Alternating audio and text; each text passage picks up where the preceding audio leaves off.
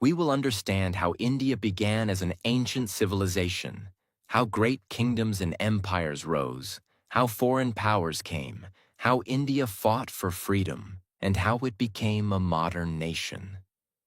This video is important because understanding history helps us understand how a nation was built, how people face challenges, and how the past continues to shape the present. It is not only educational, but it is also a great way to improve your English listening, vocabulary, and comprehension. So, listen carefully, learn something new, and practice your English at the same time. If you enjoy educational videos like this, don't forget to like this video, subscribe to the channel, and join us for more English learning and fascinating history lessons. India is not just a country.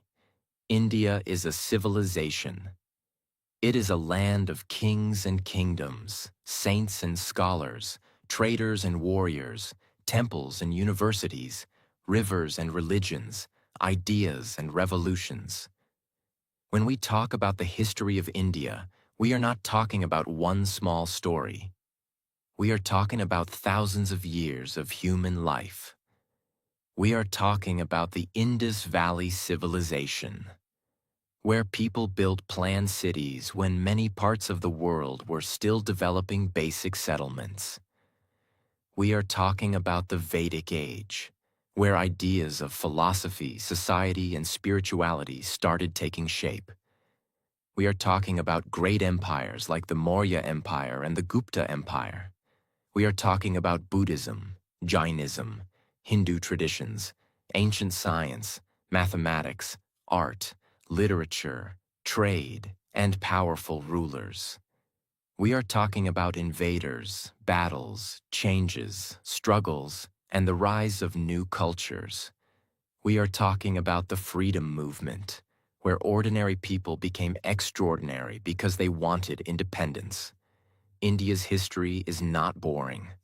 It is full of mystery, power, wisdom, courage, and transformation. The story of India teaches us one important lesson. A civilization can fall, rise, change, suffer, rebuild, and still continue.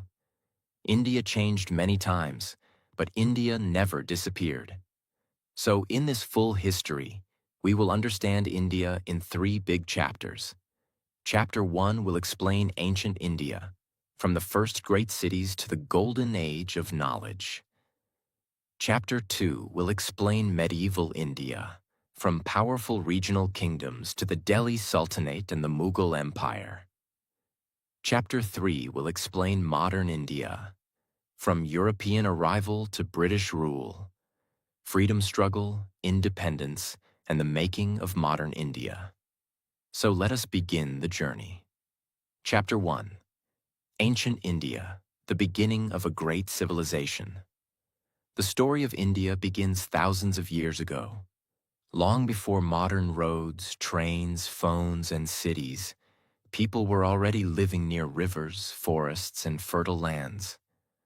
The most important rivers in early Indian history were the Indus River and the Ganga River. Rivers were life. They gave water. They helped farming. They helped people travel. They helped cities grow. And near the Indus River, one of the world's oldest civilizations was born. This civilization is known as the Indus Valley Civilization. It existed around 2600 BCE to 1900 BCE, and it was one of the most advanced civilizations of the ancient world. The most famous cities of this civilization were Harappa and Mohenjo-daro. When archaeologists discovered these cities, they found something amazing. These were not random villages. These were planned cities. The streets were straight. The houses were built with bricks. There were drainage systems. There were wells. There were storage buildings. There were public baths. This shows that the people of the Indus Valley were not simple or backward. They were organized, intelligent, and skilled. Imagine a city thousands of years ago with proper drains and planned streets. That is why the Indus Valley civilization is so important. People there were farmers, traders, builders, craftsmen, and artists. They grew crops like wheat and barley. They kept animals. They made pottery, jewelry, seals, and tools. They traded with other regions, including Mesopotamia, which is in the area of modern Iraq. This means ancient India was already connected with the world. But there is one mystery. The Indus people had a writing system, but historians have not fully understood it yet. Their script is still not completely decoded. So we do not know everything about their language, rulers, or beliefs. This makes the Indus Valley Civilization one of the biggest mysteries of Indian history. Then, around 1900 BCE, this civilization slowly declined. Why did it decline? Historians believe there may have been many reasons. Climate change, river changes, floods, droughts, decline in trade, movement of people. No one reason explains everything perfectly. But the cities slowly became weaker, and people moved to different areas. After the Indus Valley Civilization, Indian history entered another important period. This is called the Vedic Age. The Vedic Age is connected with the Vedas, which are some of the oldest religious and philosophical texts of India. The Vedas include the Rig Veda, Samaveda, Yajurveda, and Atharva Veda. This period is important because many ideas of ancient Indian society, religion, rituals, and philosophy started developing during this time. In the early Vedic period, people lived mostly in villages. Cattle were very important. Farming was important. Society was organized around families and tribes. Over time, people moved toward the Ganga plains and agriculture became stronger. Iron tools helped farming. Settlements became bigger. Small tribes slowly turned into kingdoms. This change was very important because India was moving from village life toward organized states and kingdoms. During this period, many social and religious ideas developed. The Sanskrit language became important. The idea of dharma started becoming meaningful. Rituals and sacrifices were common. But later, people also started asking deeper questions. Who am I? What is the purpose of life? What happens after death? What is truth? What is the soul? These deep questions gave birth to the Upanishads. The Upanishads focused more on knowledge, meditation, self-realization, and the deeper meaning of life. This shows something beautiful about ancient India. India was not only building cities and kingdoms. India was also building ideas. Then came another powerful stage in Indian history. Around the 6th century BCE, many large kingdoms and republics appeared in northern India. These were called the Mahajanapadas. There were 16 major Mahajanapadas. Some of the most famous were Magadha, Kosala, Vatsa, and Avanti. Among them, Magadha became the most powerful. Why was Magadha powerful? It had fertile land. It had iron resources. It had strong rulers. It had a good location for trade and control. This period was also important because two great spiritual movements began during this time: Buddhism and Jainism. Both challenged some existing social and religious practices and gave people new ways to think about life, suffering, nonviolence, discipline, and self-control. Jainism is connected with Mahavira. Mahavira taught nonviolence, truth, non-attachment, and self-discipline. Buddhism is connected with Gautama Buddha. Buddha was born as Siddhartha Gautama. He was a prince, but he saw suffering in the world. He saw old age, sickness, and death. He wanted to understand why humans suffer and how they could become free from suffering. After deep meditation, he attained enlightenment. He taught the Four Noble Truths and the Eightfold Path. His message was simple but powerful. Life has suffering. Suffering has a cause. Suffering can end. There is a path to end suffering. Buddhism spread across India and later to many parts of Asia. This shows that ancient India was not only a place of kings, it was also a place of teachers who changed the thinking of millions. Now let us move to one of the greatest empires of ancient India, the Maurya Empire. The Maurya Empire was founded by Chandragupta Maurya around 322 BCE. This was one of the first large empires in Indian history. Chandragupta Maurya was a powerful ruler, and his rise is connected with Chanakya, also known as Kautilya. Chanakya was a brilliant teacher, strategist, and political thinker.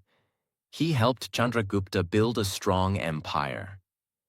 The Maurya Empire had a powerful administration, army, taxation system, and network of officials. Its capital was Pataliputra, near modern Patna. Chandragupta created a strong foundation, but the most famous Mauryan ruler was Ashoka.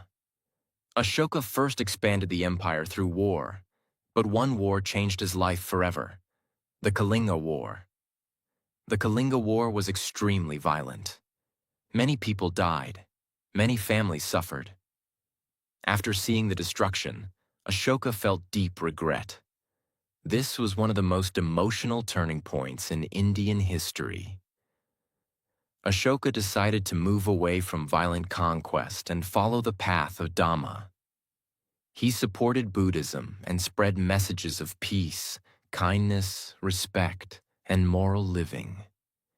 He sent messages through inscriptions on pillars and rocks. He also supported the spread of Buddhism outside India. Ashoka is remembered not only as a conqueror, but as a ruler who changed after seeing the pain of war. That is what makes him special.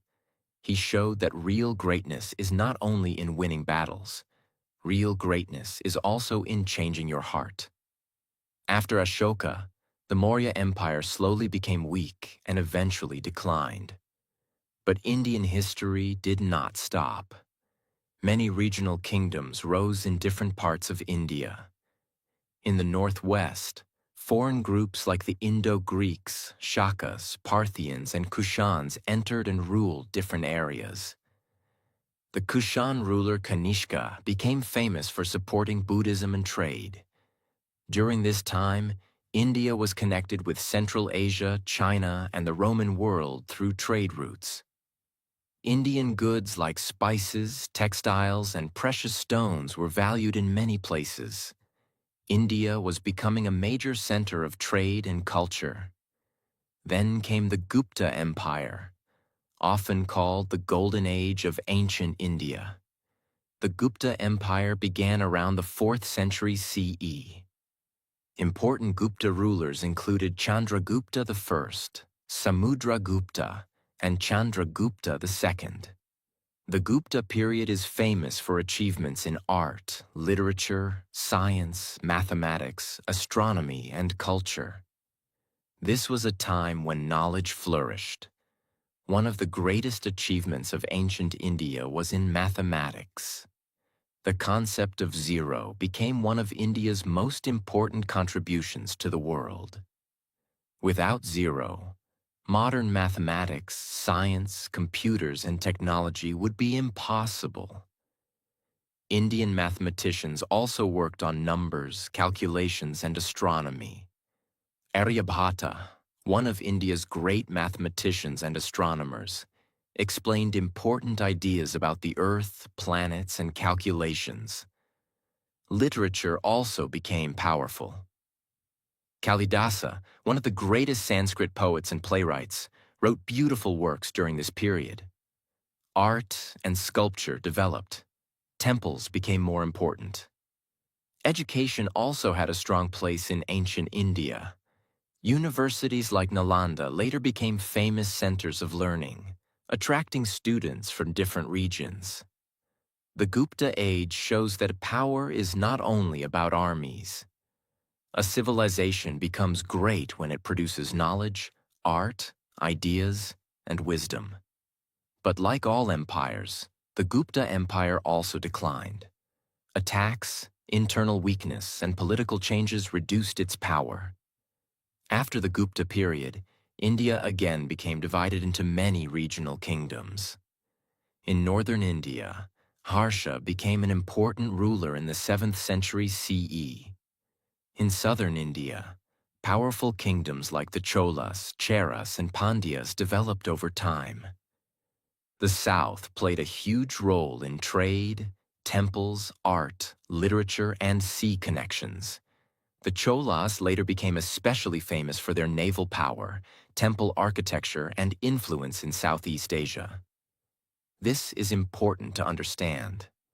India's history was never only about North India. South India, East India, West India, and Central India all had their own powerful stories. Different languages grew. Different styles of art developed. Different kingdoms rose. Different traditions continued. That is why India became so diverse. Ancient India was not one simple story. It was many stories together. It was the story of cities like Harappa and Mohenjo-daro. It was the story of the Vedas and Upanishads. It was the story of Buddha and Mahavira. It was the story of Chandragupta and Chanakya. It was the story of Ashoka and his change after war. It was the story of mathematics, zero, astronomy, Sanskrit literature, temples, trade, and learning. It was the story of a civilization that kept growing, changing, and creating. And the most powerful lesson from ancient India is this: a great civilization is not built only with weapons. It is built with knowledge. It is built with ideas. It is built with discipline. It is built with culture. It is built with questions. It is built with courage. Ancient India gave the world many things. It gave spiritual ideas. It gave philosophical thinking. It gave mathematics. It gave literature. It gave trade connections. It gave examples of powerful rulers and wise teachers. And this was only the beginning, because after ancient India, a new chapter would begin. New kingdoms would rise. New religions and cultures would interact. New invaders would come. New rulers would build new cities. India would enter the medieval period. And that story is full of power, conflict, art, architecture, courage, and change. Chapter 2. Medieval India, the Age of Kingdoms, Empires, Faith, Art, and Power. After the ancient period, India entered a new phase. This phase is called Medieval India. Medieval India was not a quiet time. It was a time of powerful kings, new religions, great battles, beautiful temples, strong forts, rich trade, amazing art, and changing culture. India was not ruled by one single power all the time. Different parts of India had different rulers. North India had its own kingdoms. South India had its own powerful dynasties. East and West India had their own stories. This is why Indian history is so rich. It is not one straight road. It is like a huge river with many branches. After the Gupta Empire declined, many regional kingdoms became powerful. In North India, rulers like Harsha tried to bring large areas under one rule. Harsha ruled in the 7th century, and he became one of the important kings after the Gupta period. But after Harsha, North India again became divided. Different kingdoms fought for power. One important group during this time was the Rajputs. The Rajputs were known for courage, warfare, honor, and strong kingdoms. They ruled many parts of Rajasthan, Gujarat, Madhya Pradesh, and North India. They built forts, palaces, and temples. Their stories are full of bravery, loyalty, and sacrifice. At the same time, South India was also becoming powerful. The Cholas became one of the greatest dynasties of South India. The Cholas were not only strong on land, they were also powerful at sea. They built a strong navy. They expanded their influence to Sri Lanka and parts of Southeast Asia. This shows that India was not only connected by land routes, India was also connected by sea trade. Indian traders traveled across the Indian Ocean. They traded spices, cloth, jewels, and other goods. Indian culture, religion, language, and art also influenced Southeast Asia. The Cholas are also famous for temple architecture. The Brihadiswara temple at Thanjavur is one of the greatest examples of Chola architecture. It shows the power, skill, and devotion of that period. This is important to understand. Medieval India was not only about war. It was also about art, temples, trade, devotion, literature, and culture. While Indian kingdoms were rising and fighting, new powers were also entering from the northwest. For many centuries, different groups had entered India from Central Asia and beyond.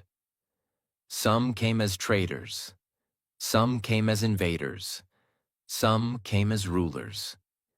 One of the most important changes happened when Turkish and Afghan rulers started establishing power in North India.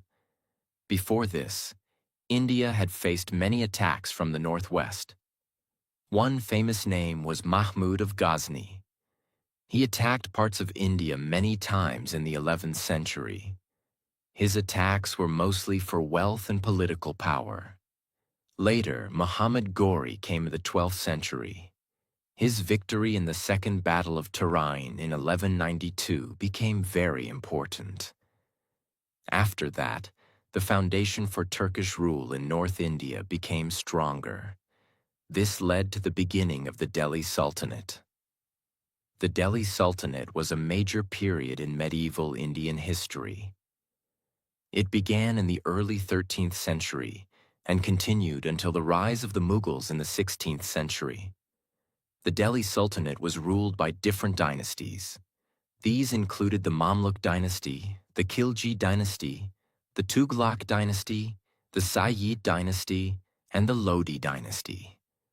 The capital was Delhi, and Delhi became one of the most important political centers of India. The early rulers of the Delhi Sultanate had to face many problems. They had to control large areas. They had to stop rebellions. They had to protect India from Mongol attacks.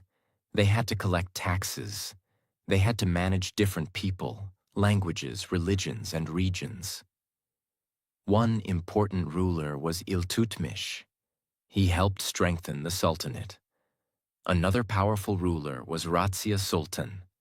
She is remembered because she became one of the few women rulers of Delhi. Her rule was short, but her story is important because it shows that power and leadership were not only male stories. Then came Alauddin Khilji. He was one of the strongest rulers of the Delhi Sultanate. He expanded his empire. He controlled markets. He made economic reforms. He strengthened the army. He also defended North India from Mongol attacks. His period was full of power and ambition. After the Khiljis, the Tughlaqs came. Muhammad bin Tughlaq is one of the most interesting rulers in Indian history. He was intelligent and ambitious, but many of his experiments failed. He tried to shift the capital from Delhi to Daulatabad. He also introduced token currency. These ideas were bold, but they created problems because they were not managed well. His story teaches an important lesson. A ruler may have big ideas, but big ideas need practical planning. During the Delhi Sultanate, Indian culture changed in many ways. New styles of architecture appeared. Arches, domes, minarets, and new building techniques became common. Persian language became important in administration and culture. Indian and Persian traditions started interacting. Music, poetry, clothing, food, and art slowly changed. This was not a simple story of one culture replacing another. It was a story of mixing, conflict, adaptation, and creation. At the same time, religious and spiritual movements became very powerful. Two important movements were the Bhakti movement and the Sufi tradition. The Bhakti movement focused on personal devotion to God. Bhakti saints often taught that true devotion is more important than caste, rituals, or social status. They used local languages so common people could understand them. Saints like Kabir, Mirabai, Tulsidas, Surdas, Namdev, and many others became important. Their message was simple but deep. Love God. Live with humility. Do not judge people by birth.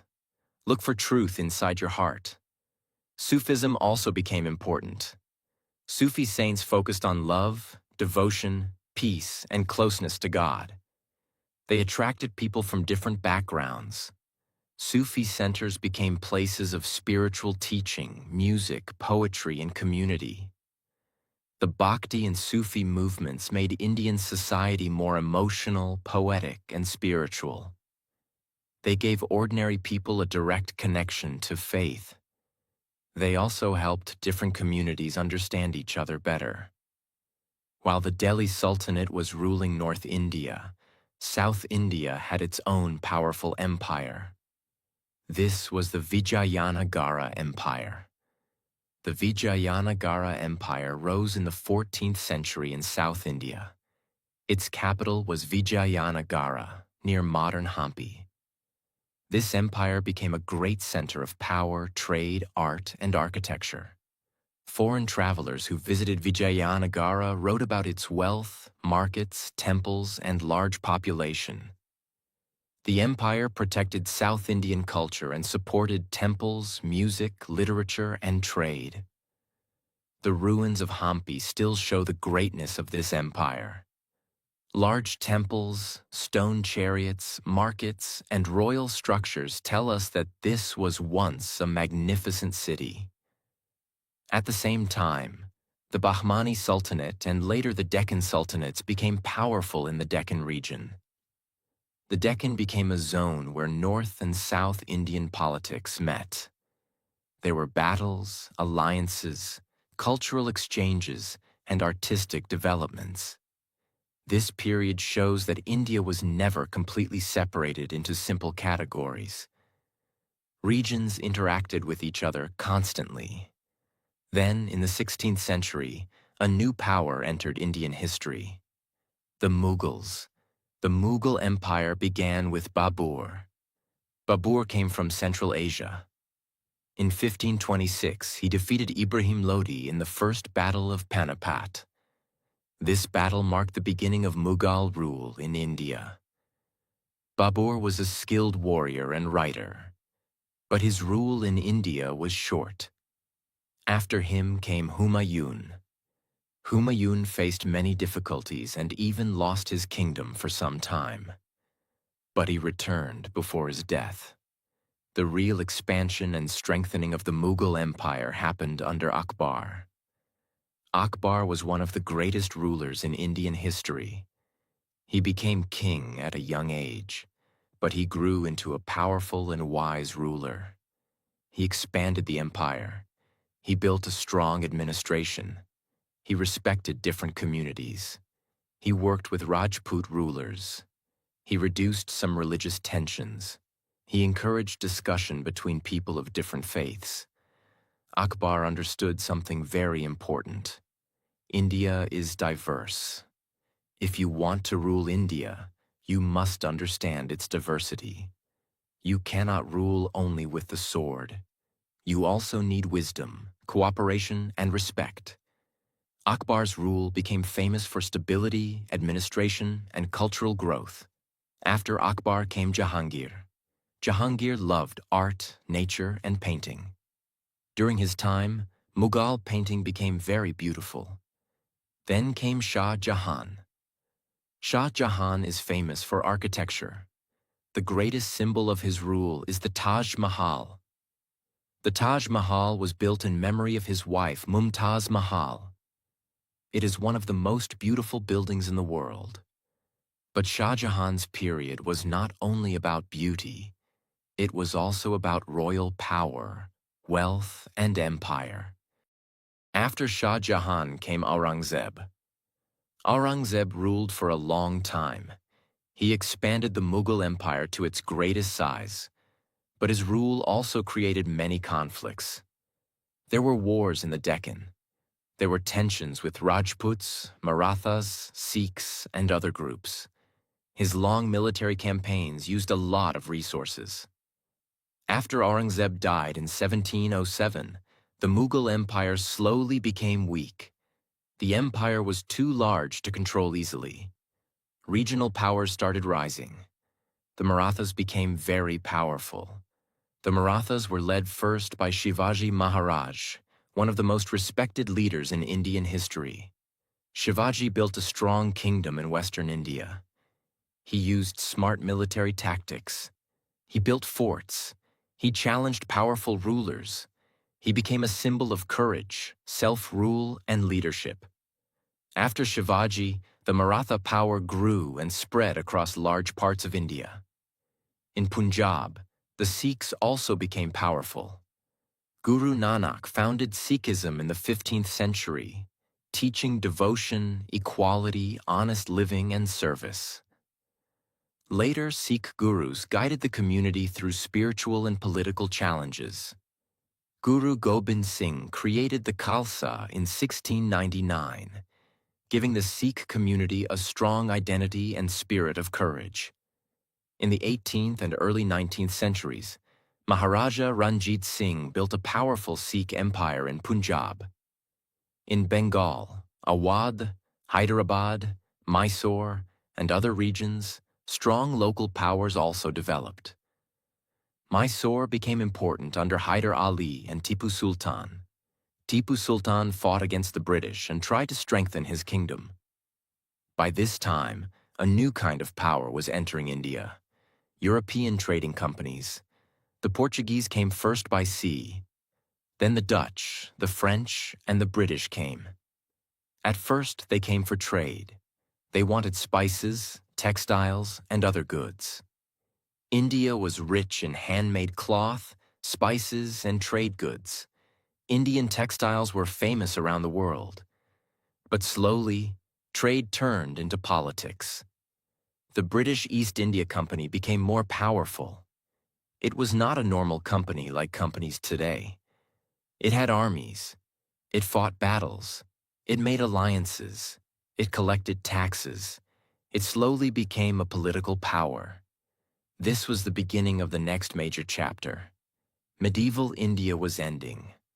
Modern India was beginning. The most important lesson from medieval India is this: India changed again and again, but it kept absorbing, adapting, and creating. Different rulers came, different cultures met, different religions interacted, different languages grew, architecture changed, music changed, food changed, clothing changed, literature changed, but India continued. Medieval India gave us great forts, temples, mosques, tombs, poetry, music, saints, warriors, cities, and empires. It was a time of conflict, but also creativity. It was a time of battles, but also beauty. It was a time of power, but also devotion. And by the end of this period, India was standing at a turning point. A trading company from a small island country was about to become the ruler of a huge civilization. This would change India forever. Chapter 3: Modern India, from company rule to freedom and the making of a nation. Modern Indian history begins with a major change. Foreign traders slowly became rulers. The British East India Company came to India for trade. At first, it wanted profit. It wanted Indian spices, textiles, tea, and other goods. But over time, the company realized that political power could make trade easier and more profitable. The turning point came in 1757. This was the Battle of Plassey. In this battle, the British East India Company defeated the Nawab of Bengal, Siraj-ud-Dowlah. Robert Clive played a major role in this victory. This battle was important because Bengal was one of the richest regions of India. After this, the company became very powerful in Bengal. In 1764, the Battle of Buxar made the company even stronger. After this, the British got the right to collect revenue from Bengal, Bihar, and Orissa. This gave them money, power, and control. Now the company was no longer just a trader. It was becoming a ruler. Slowly, the British expanded across India. They used wars. They used treaties. They used alliances. They used clever political methods. They fought Mysore. They fought the Marathas. They fought the Sikhs. They made agreements with princely states. They used policies like the doctrine of lapse, where they took control of kingdoms if there was no natural male heir. Many Indian rulers lost power. Many farmers suffered under heavy taxes. Indian industries, especially traditional textile industries, were badly affected. British economic policies were made mainly to benefit Britain. Raw materials were taken from India. British manufactured goods were sold in India. This damaged many Indian artisans and workers.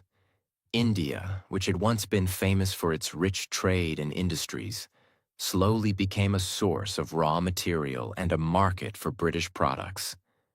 But British rule also brought new changes. Railways were built. The telegraph was introduced. Modern education spread.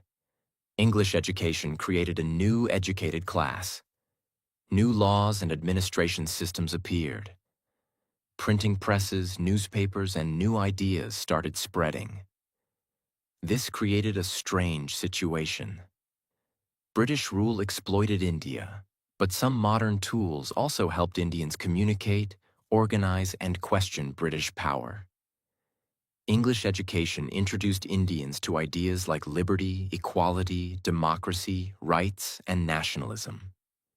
Indian thinkers began asking, if these ideas are good for Europe, why not for India? This question became powerful. But before the national movement grew, India saw a huge revolt. The Revolt of 1857. This revolt began among Indian soldiers in the British Army, but it spread to many areas. There were many reasons. Indian soldiers were unhappy. Kings and nobles were angry because they had lost power. Farmers suffered under taxes.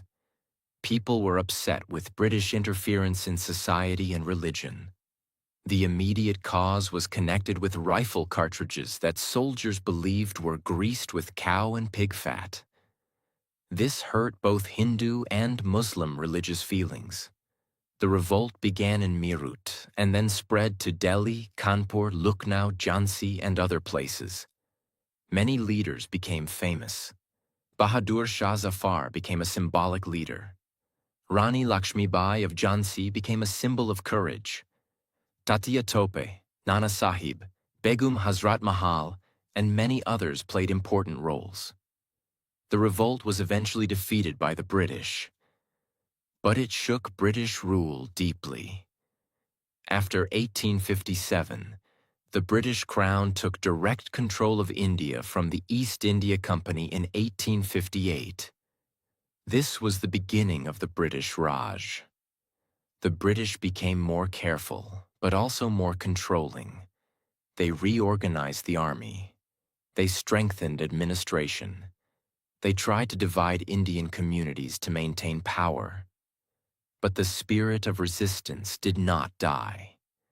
In the late 19th century, educated Indians started organizing politically. In 1885, the Indian National Congress was formed. In the beginning, Congress leaders were moderate. They asked for reforms. They wanted more Indian participation in government. They believed in petitions, discussions, and legal methods. Leaders like Dadabhai Naoroji, Gopal Krishna Gokhale, and others explained how British rule was draining India's wealth.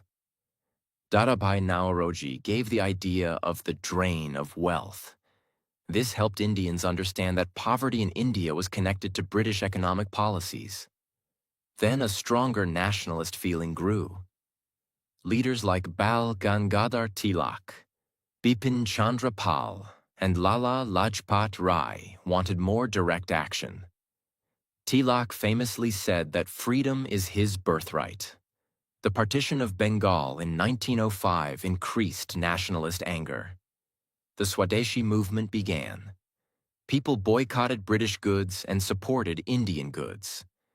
This was not only an economic movement, it was a movement of self-respect. Indians started saying, "We can make our own future.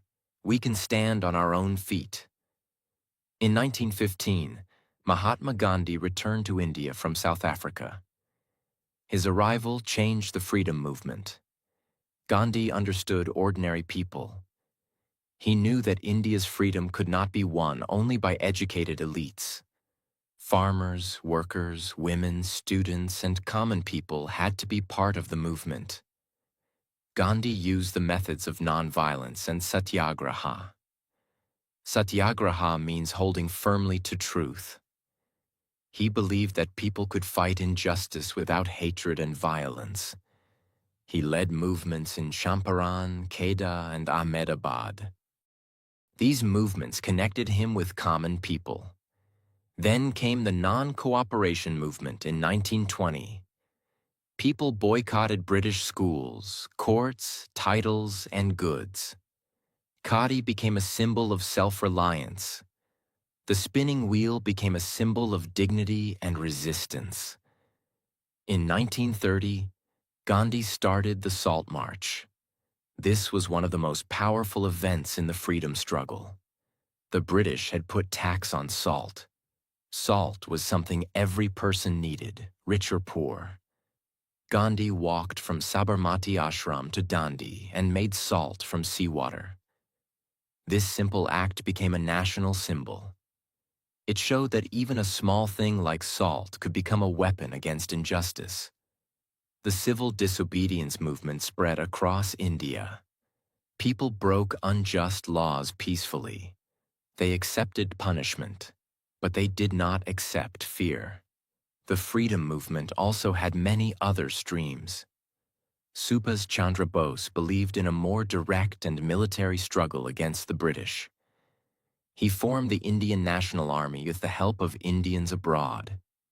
His slogan, "Give me blood, and I will give you freedom," inspired many people. Revolutionaries like Bhagat Singh, Chandrasekhar Azad, Rajguru, Sukhdev, and many others also became symbols of courage. Bhagat Singh was not only brave, he was also a thinker. He wanted freedom from British rule, but he also wanted a just society. Women also played an important role in the freedom movement.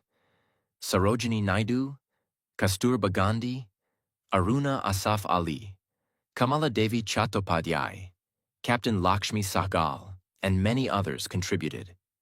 Thousands of ordinary women joined protests, made salt, spun khadi, organized people, and went to jail. Students, workers, farmers, writers, journalists, lawyers, and teachers all became part of the national awakening. India's freedom struggle was not the story of one person. It was the story of millions. In 1942, during the Second World War, Gandhi launched the Quit India movement. The message was clear. The British must leave India. Many leaders were arrested, but the movement spread. By this time, British power was weakening. The Second World War had damaged Britain economically. Indian soldiers had fought in the war.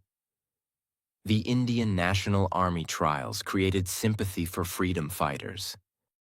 There were protests and growing pressure. But the final years before independence were also painful. Differences between the Indian National Congress and the Muslim League increased.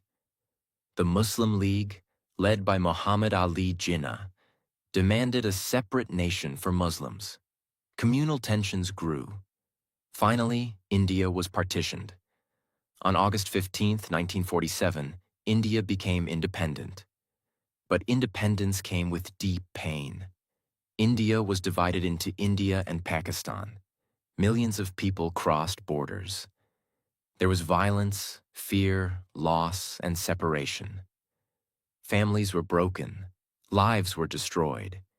Independence was a moment of joy, but partition was a moment of tragedy. This is one of the most emotional truths of modern Indian history. Freedom came, but with wounds. After independence, India had to build itself again. This was not easy. India was poor. Millions were displaced because of partition. There were hundreds of princely states. There were food shortages. There were social divisions. There were questions about language, democracy, economy, and national unity. One of the greatest tasks was integrating princely states into India. Sardar Vallabhbhai Patel played a major role in this. He is remembered as the Iron Man of India. With diplomacy, firmness, and leadership, most princely states joined India. Then India created its constitution. The Constitution of India was adopted on 26 November 1949 and came into effect on 26 January 1950. India became a republic. Dr. B.R. Ambedkar played a major role as chairman of the drafting committee. The Constitution gave India a democratic system. It gave citizens rights. It promised justice, liberty, equality, and fraternity. It gave India a framework to govern a huge and diverse nation. This was a historic achievement. A country with many languages, religions, cultures, castes, regions, and traditions chose democracy. India did not choose dictatorship. India chose elections. India chose debate. India chose a constitution. India chose the difficult but powerful path of democracy. After independence, India worked on nation building. It built institutions. It built dams. It built universities. It built scientific research centers. It improved agriculture. It developed industries. It tried to reduce poverty. There were many challenges: wars, food shortages, economic difficulties, political conflicts, social inequalities. But India continued moving forward. The Green Revolution helped India increase food production. India's scientists built strong institutions in space, nuclear research, medicine, technology, and engineering. India's democracy faced difficult moments, but it continued. Over time, India's economy also changed. In 1991, India introduced major economic reforms. The economy opened more to the world. Private businesses grew. Technology and services expanded. Indian cities changed. A new middle class grew. India became known for information technology, startups, space science, cinema, medicine, education, and global talent. But modern India is still a country of contrasts. It has great achievements, but also many challenges. It has rich cities and poor villages. It has technology and tradition. It has modern dreams and old social problems. It has unity, but also diversity that must be respected carefully. It has progress, but also the responsibility to make progress fair for everyone. This is the real story of India. India is not perfect. No civilization is perfect. But India is powerful because it continues. It continues after invasions. It continues after empires fall. It continues after colonization. It continues after partition. It continues after poverty, wars, and challenges. India's history is a story of survival and renewal. From the Indus Valley cities to the Vedas, from Buddha and Mahavira to Ashoka, from Gupta knowledge to Chola temples, from Rajput forts to Delhi Sultanate architecture, from Bhakti saints to Sufi wisdom, from Mughal art to Maratha courage, from British rule to freedom struggle, from partition pain to the Constitution, from a newly independent country to a growing modern nation. India's journey is long, emotional, and inspiring. The biggest lesson from Indian history is this: India has always changed, but India has always continued. It has accepted new ideas. It has fought challenges. It has created knowledge. It has suffered deeply. It has risen again. It has given the world mathematics, spirituality, philosophy, literature, art, yoga, democratic energy, and countless examples of courage. Indian history is not just about kings and wars. It is about people. Farmers who worked the land, teachers who shared knowledge, saints who spread wisdom, workers who built cities, artists who created beauty, women who showed courage, freedom fighters who sacrificed everything, ordinary people who kept the civilization alive. That is why the history of India is not boring. It is the story of a civilization that refused to disappear. It is the story of a nation that fell many times but rose again. It is the story of a people who carried memory, culture, hope, and courage across thousands of years. And the story is still continuing.